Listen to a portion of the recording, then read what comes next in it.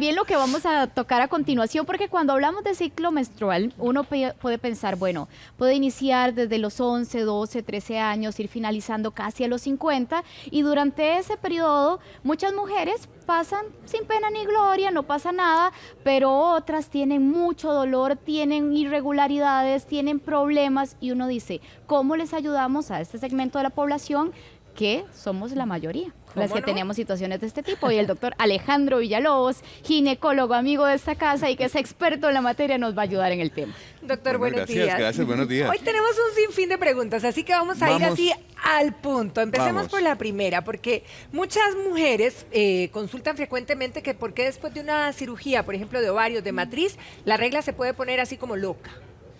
Bueno, vamos a ver. La regularidad de las reglas depende básicamente de la ovulación de la mujer. O sea, si la mujer ovula normalmente mes a mes, la ciclicidad hormonal que eso produce hace que la regla venga normalmente mes a mes. La primera consecuencia de que no hay una ovulación normal es que la regla no viene. O se atrasa o se irregulariza, que es lo que ocurre muy frecuentemente en las mujeres. Cuando se hacen cirugías, perfectamente pueden ser cirugías de un quiste de ovario o alguna cirugía en la que tienes que remover un ovario, etcétera. Transitoriamente podría ocurrir que hay un desbalance hormonal, no esté ovulando correctamente en los ciclos siguientes y por eso la regla se vuelve irregular. Pero no es una condición que sea permanente. Si eso es permanente es porque hay algo de fondo que habría que corregir exactamente para tratar de identificar cuál es el problema. La regla regular significa que la mujer tiene una producción hormonal regular, que está ovulando normalmente mes a mes y que eso se traduce clínicamente porque las reglas son regulares. Si la regla no es regular, esto puede tener dos orígenes. O es una causa orgánica o es una causa disfuncional. Una causa disfuncional es una causa hormonal, algo que no esté ovulando, que no esté produciendo bien sus hormonas. O la otra causa es la causa orgánica, es decir, que tenga un quiste en un ovario, que tenga miomas, que tenga pólipos, que tenga hiperplasia endometrial, es decir, que tenga alguna causa orgánica estructural en el útero o en los ovarios que provoque un sangrado uterino anormal. Entonces, cuando uno enfrenta a una mujer que tiene alteración en sus reglas, ya sea en cantidad, en duración o en ciclicidad, uno tiene que orientar eso en buscar o es una causa orgánica y descartarla o es una causa disfuncional porque el manejo es diferente. Bien. Tenemos otra consulta de una amiga que nos dice que hace 2 años a ella le sacaron 2 quistes de los ovarios y que a raíz de eso ahora su regla es abundante y dolorosa. ¿Qué si hay relación con esto, doctor? Habría que ver qué tipo de quistes fue lo que le sacaron, porque si ella lo que tenía era una endometriosis y eran quistes de endometriosis, pues la enfermedad no se curó en el momento que le quitaron los quistes. La endometriosis es una enfermedad que no se cura de esa forma, se controla con medicamentos, etcétera, pero es una enfermedad de origen inmunológico en donde la paciente siempre va a ser portadora de esa enfermedad. Entonces puede ser que si a ella lo que le quitaron fueron quistes de endometriosis, pues le resolvieron el problema de los quistes, pero el dolor crónico, el dolor pélvico, va a continuar. No por los quistes, sino por la enfermedad de fondo. Entonces, no es normal, digamos, que una operación de un quiste simple de ovario vaya después a producir problemas de dolor pélvico, no tiene ninguna relación una cosa con otra. Muy probablemente los quistes que ella le retiraron eran de endometriosis y esa enfermedad de fondo es la que le está provocando a ella pues dolor pélvico crónico y que no lo han resuelto, porque la operación no resuelve eso, la operación resuelve el quiste. El problema del dolor pélvico crónico es tratar la enfermedad de fondo. Bien, doctor, también tenemos muchas consultas que se generan desde nuestra cápsula de la mujer y en este caso nuestra cápsula está colocada allá en Alajuelita y la encargada de hoy es Carla González. Así que Carla, muy buenos días. Gracias, Pati, muy buenos días. Hay casos como el de Laura, que hoy nos acompaña por aquí en nuestra cápsula, que desde muy jovencitas empezaron a sufrir con todos los trastornos que se generan con el periodo. Vamos a darle la bienvenida a Laura. Primero que nada, muchísimas gracias por acompañarnos. Laura, ¿a qué edad fue que desarrollaste, que te vino la primera regla? A los 12 años. A los 12. ¿Y cómo fue en esa primera etapa, por así decirlo, que me decías que fue pues un poco molesto? Sí, me venía muy fuerte. A veces me tomaba hasta 2 pastillas para el dolor. Pasaba en cama acostada porque los calambres me daban muy fuerte, sangraba mucho. Y me contabas ahora que incluso pues a veces hasta tenías que faltar alcohol en ese tiempo, ¿verdad? Por todas estas molestias. Exactamente, me venía muy fuerte, a veces hasta 2, 3 días tenía que estar acostada. Ahora, Hace unos años empezaste a planificar, ¿y qué pasó? ¿Qué fue lo que cambió? Me venía hasta 2 veces por mes, me venía muy fuerte, sangraba mucho, y a veces me venía, sí, 2 o una vez y se me descontroló mucho. ¿Con qué era que estabas planificando? Con la inyección. Perfecto, Laura, muchísimas gracias. Entonces, bueno, esto es también pues otro caso cuando se descontrola la menstruación, la regla, con los diferentes métodos de planificación. Volvemos con ustedes al estudio, compañeros. Bien, gracias, Carla. Y aquí, en esta situación, Laura dice claramente, ¿verdad? Hasta 3 días de sangrado, y que para mucha gente o muchas mujeres es incapacitante, doctor. Sí. ¿Esto qué Vamos a tan ver, normal? lo que esta muchacha nos ha comentado da pie para hablar de muchos temas, porque ella empezó hablando de que desde que tuvo sus primeras menstruaciones eran terriblemente dolorosas. Dolorosas, muchas pastillas tomaba. Exacto. Sí. Vamos a ver, el dolor asociado a la menstruación en medicina se le conoce con el nombre de dismenorrea. Dismenorrea es dolor menstrual.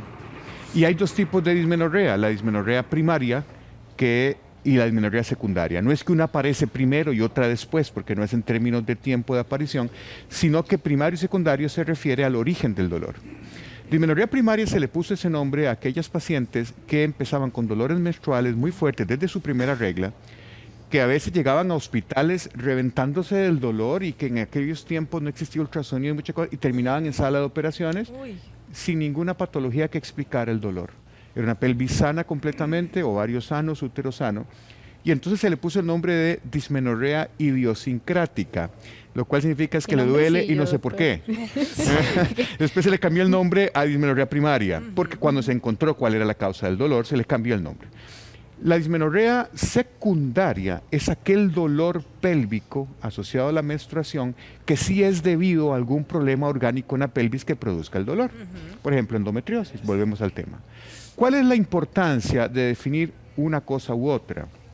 La dismenorrea primaria es un problema en el cual la mujer le duele la menstruación en forma excesiva porque produce una cantidad enorme de unas hormonas en la pared muscular uterina que se llaman prostaglandinas, que hacen que el útero se contraiga muy violentamente cuando baja la regla, y esa es la causa del dolor. No tiene nada orgánico, la pelvis es completamente sana, la mujer ovula normalmente mes a mes, pero la vuelca el dolor por una excesiva producción local de prostaglandinas. En estos casos, el tratamiento ideal con ellas es el uso de inhibidores de la síntesis de prostaglandinas, que son los antiinflamatorios no esteroidales. El Cataflán, el ibuprofeno, la aspirina, lo que usted quiera, que son antiinflamatorios no esteroidales. Si usted toma antiinflamatorios no esteroidales cuando ya tiene el dolor, lo que hace es que se lo alivia, pero no se lo quita. ¿Por qué? Porque ya la cascada de prostaglandinas se desencadenó. Si usted toma los antiinflamatorios antes de que el dolor empiece, usted corta la cadena de producción de prostaglandinas y el dolor no se da. Esa es una estrategia de tratamiento. Y la otra estrategia de tratamiento es inhibir la ovulación. Porque el gatillo que dispara la excesiva producción de prostaglandinas es el momento de la ovulación. Entonces, si usted hace que la mujer no ovule, pues no se producen prostaglandinas. Y si encima... Ajá, eso voy. Y si encima le das antiinflamatorios antes de que hipotéticamente el dolor venga, estás atacando el problema desde 2 frentes diferentes y le estás quitando el dolor. Ahora, ¿cómo le quitas la ovulación a la paciente? Con pastillas anticonceptivas o con inyecciones anticonceptivas. Porque el mecanismo de acción de los anticonceptivos orales o inyectados es precisamente quitar la ovulación. La mujer no ovula. Entonces, al no ovular, esa variación hormonal que se produce en el momento de la ovulación no se da y no se desencadena la síntesis de prostaglandinas. Entonces, en muchachitas jóvenes como ella, porque le oí la voz muy jovencita. Sí, hablaba de colegio que empieza, también. claro, empiezan con dolores menstruales desde jovencitas, etcétera. Lo más importante de todo es descartar que no tenga una dismenorrea secundaria, es decir, que no sea una endometriosis. ¿Por qué? Porque a futuro eso le va a poder traer problemas para quedar embarazada. Entonces, ¿qué es lo que se hace? Normalmente la endometriosis es una enfermedad que cuando inicia no se ve por ultrasonido, y menos por ultrasonido transabdominal. Entonces, en esos casos, cuando no hay nada orgánico que uno explique el dolor, lo que hicieron con ella fue lo correcto, es decir, haberle dado algún método anticonceptivo para poder evitar que ovule y disminuir el dolor menstrual. Ahora, caemos en la otra fase de la pregunta de ella. los anticonceptivos inyectados le produjeron irregularidades menstruales. Okay, eso es una de las cosas importantes. Normalmente, los anticonceptivos orales, las pastillas anticonceptivas, no todas son iguales. Cada una tiene un componente de progestinas diferente con efectos distintos. Hay algunas progestinas que uno las utiliza para quitar acné, otras para regular la regla, otras simple y sencillamente le quitan síndrome premenstrual, hace que no se hinchen antes de que venga la regla. O sea, dependiendo de lo que uno necesita tratar en una mujer, así uno escoge la pastilla anticonceptiva. No son iguales todas. Todas tienen compuestos diferentes. Y uno utiliza un anticonceptivo u otro dependiendo de lo que vos querás lograr, además de la anticoncepción. Que si quieres regular las reglas, que si quieres un anticonceptivo más para regular acné, exceso de vello, exceso de grasa corporal, que si querés controlar síndrome premenstrual, hinchazón premenstrual, dolor premenstrual, si querés lo que sea. Entonces uno escoge el anticonceptivo dependiendo de la condición de la mujer. A ella le mandaron anticonceptivos inyectados. El problema que tiene el anticonceptivo inyectado en algunas mujeres es que la regla no es tan regular como cuando se toman pastillas. Porque el anticonceptivo inyectado es una sola inyección que se pone cada mes. El proceso de absorción del medicamento, el proceso de distribución en el organismo, el proceso de eliminación del cuerpo puede variar de una mujer a otra y no son tan eficaces a veces en controlar la regularidad de las reglas. Entonces, en el caso de ella, está bien indicado un anticonceptivo. Lo que no me gustó mucho era que fuera intramuscular porque no le sirvió. Lo que habría que hacer es cambiarlo por uno oral. Bajo las condiciones de ella, que es una muchacha joven, no sé si tendrá acné, no sé si tendrá alguna otra circunstancia que necesite controlar para poder escogerle el anticonceptivo oral adecuado para su situación. Excelente, doctor. Bueno, siguen las consultas, vamos de nuevo a la Juelita y Carla sigue con la cápsula de la mujer, lista con la siguiente paciente. Gracias, Vero. Me encuentro en este momento con doña Flor. Ella tiene 3 hijos y nos contaba que precisamente al inicio, cuando estaba pues joven, la menstruación le venía normal. Buenos días. Doña Flor? Primero bien, que nada. gracias. ¿Y ustedes? Sí, cuando yo estaba joven, al principio siempre me venía la menstruación bien, yo podía hacer deporte y de todo. Después de mi segundo hijo, empecé a sangrar muchísimo, ya me empezaron las molestias, tuvieron que darme más analgésicos, entonces definitivamente el doctor decía que tenían que hacerme la Salping para poder que los síntomas se redujeran. ¿Y qué pasó? ¿Lo hizo? Sí, después me operaron y ya se me redujeron los síntomas y seguí bien. Después de la operación ya volvió a la normalidad, digamos. Sí, pero al principio, después del segundo parto, era demasiado el sangrado. ¿Dolores y otras molestias?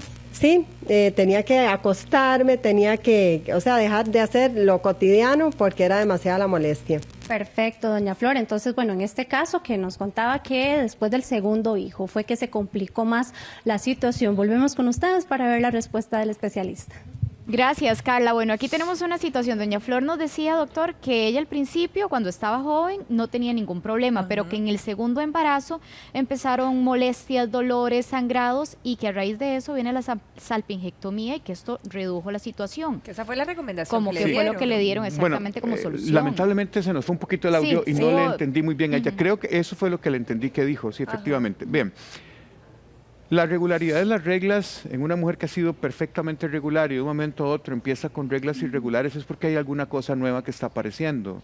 Es decir, o tiene algún trastorno hormonal transitorio por la lactancia materna o alguna condición orgánica que haya aparecido después de un embarazo, que un pólipo, que un mioma, que alguna cosa, que pueda ocurrir en cualquier momento. Lo que pasa es que ella lo asocia después de su segundo embarazo. Sí. ¿Cuánto tiempo después de su segundo embarazo pasó? No sé. No. Si ella le dio lactancia materna a su hijo, muy probablemente los primeros 6 meses no tuvo reglas porque estaba dando de mamar, entonces eso apareció después. Entonces es muy fácil achacarle a un parto, un cambio en el patrón menstrual, cuando en realidad no hay ninguna relación entre una y otra. Habría que ver en ese momento qué fue lo que a ella le sucedió, si había alguna cosa orgánica transitoria, un quiste o algo que pudiera haber pasado en ese momento. Lo cierto del caso es que la Salping no tiene por qué modificarle eso. Más bien al revés. Hay una cosa que se llama un síndrome post-salpingectomía. El síndrome post-salpingectomía afecta alrededor de un 5 a un 8% de las mujeres que se operan de Salping en que eran perfectamente regulares con sus reglas y después de la operación empiezan con irregularidades menstruales. Eso ocurre hasta en casi un 8 a 10% máximo de pacientes posoperadas podrían tener una irregularidad menstrual después de la operación. Y el origen de eso es un asunto vascular, se cree. Cuando usted secciona las trompas, puede comprometer un poco el flujo sanguíneo que va hacia el ovario en el mesosalpinx y alterar un poquito la producción hormonal y como consecuencia de eso se altera el patrón menstrual.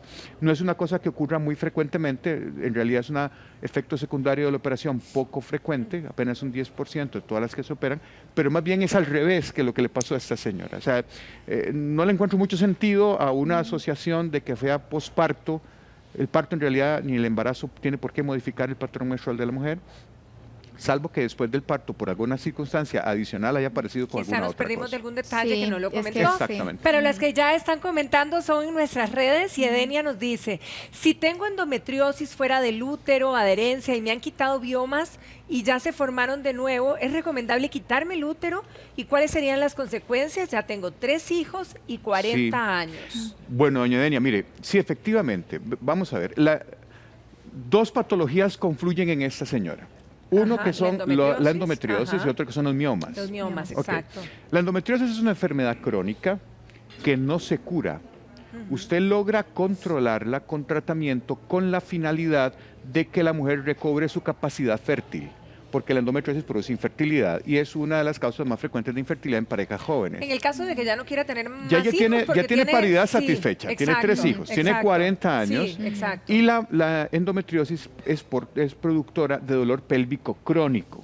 ¿Siempre, doctor? Siempre. Siempre. El síntoma más frecuente es dolor pélvico o asociado a la menstruación o intermenstrual o dolor a la hora de tener relaciones sexuales o molestias pélvicas crónicas de dolor. Eso por un lado. Y por otro lado, los miomas, que los miomas per se no necesariamente son quirúrgicos. En realidad, el único tratamiento efectivo del mioma es removerlos, es quitarlos. Pero no todo mioma es tributario a ser operado.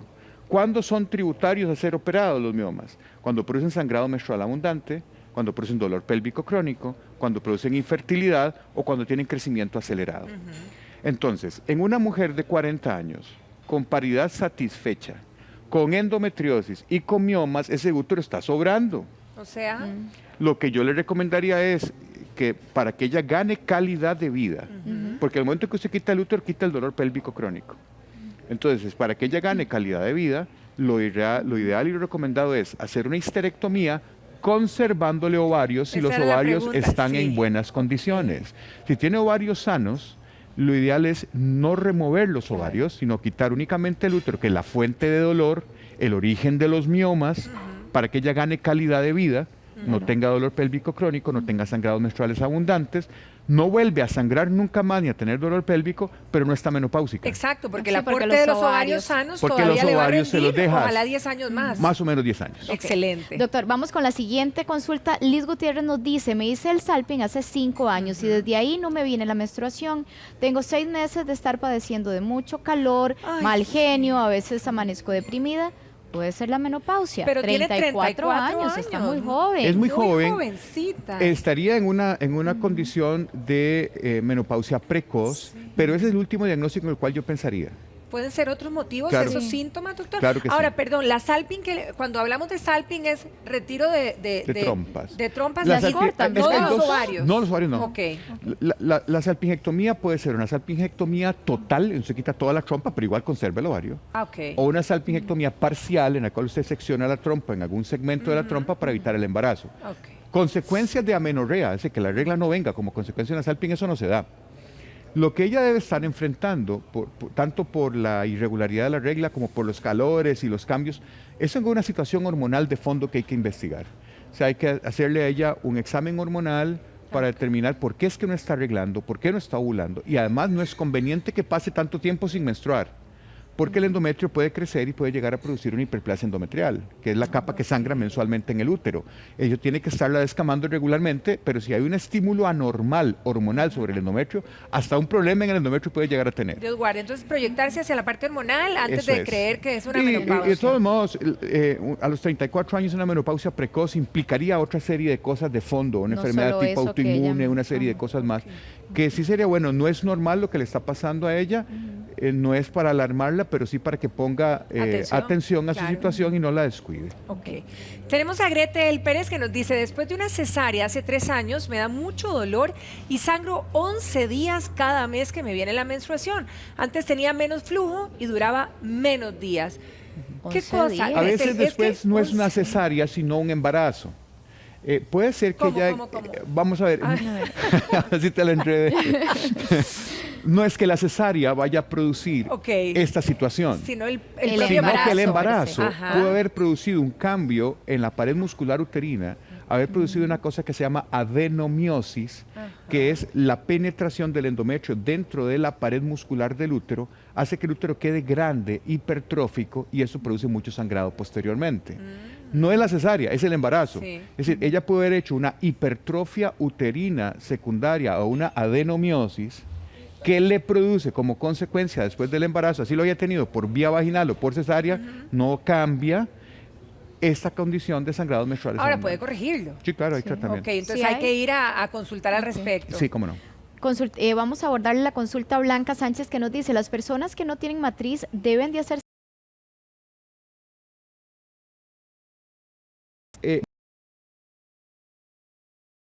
Nicolau. Correcto. ¿Verdad? Porque la normal tiene que hacerse. Porque si no tiene matriz y tiene ovarios, hay que ver que no tenga un quiste en un ovario o alguna cosa. Porque es muy fácil pensar en un quiste de ovario en una mujer con útero porque lo primero que pasa es que la regla se vuelve loca. Entonces consultan porque la regla está irregular. Pero cuando ya no tienen útero y ya no tienen sangrado, lo único que la motivaría a consultar es que le esté doliendo. ¿Verdad? Y pueden haber situaciones en donde puede haber un tumor en un ovario, un quiste ovárico, etcétera, que no manifieste síntomas. Y hay que estar viendo que los ovarios estén funcionando bien, que no tengan patología, que no tengan quiste, no tengan Entonces hay tumores. que seguir haciendo Papá Nicolau si conservamos los ovarios. No. Hay que seguir haciendo un examen ginecológico anual. Ahora, el Papá Nicolau es parte del examen ginecológico anual y lo que se hace es tomar una muestra del cuello del útero para determinar si en el cuello hay alguna lesión benigna, premaligna o maligna. Como ya no tiene útero, esa finalidad no está, pero sí existen posibilidades de que hayan condilomas en vagina, que vayan a producir una displasia vaginal, que haya lesiones de cúpula vaginal que haya que examinar, etcétera. Entonces, la toma del Papá Nicolau ya no es con el sentido de detectar una lesión en el cuello porque ya no tiene cuello, sino es para detectar lesiones en vagina, que también podrían ser detectadas por el Papá Nicolau. Siempre hay que chequearse. Entonces, siempre hay que doctor. chequearse. Tengamos o no matriz y ovarios. Así es. Ok, tenemos a Tía que nos dice, buenos días, doctor, yo tengo 15 años y desde que empecé a menstruar no tengo una fecha fija. Es un descontrol total. ¿Es esto normal? Bueno, Vamos solo a ver. tiene 15 años. Eso es una excelentísima pregunta también. Vean, la mujer cuando nace trae en los ovarios todos los óvulos que va a ocupar durante su vida. Están almacenados en el ovario en forma inmadura, en forma de folículos primordiales. Si usted coge una chiquita recién nacida y así a los Criminal Minds le saca los ovarios, se los pica y se los ve al microscopio, doctor, usted puede contar 2 millones de óvulos en los 2 ovarios. 2 millones de al óvulos. nacimiento. Wow. Pero están todos almacenados en forma inmadura en el ovario.